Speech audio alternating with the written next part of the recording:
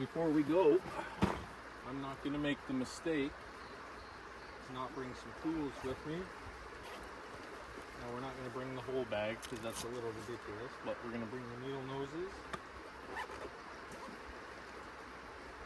And we're going to pack up a small thing of lures. Or actually, So what we're going to do is we're going to bring 2 lures. We're going to bring spare soft plastic.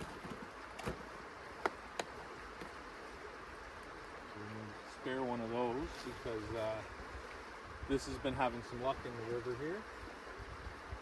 I don't know, maybe a nice crawfish would do. Wow. So let's get that, and we'll get one of these. This is just like a little fish here.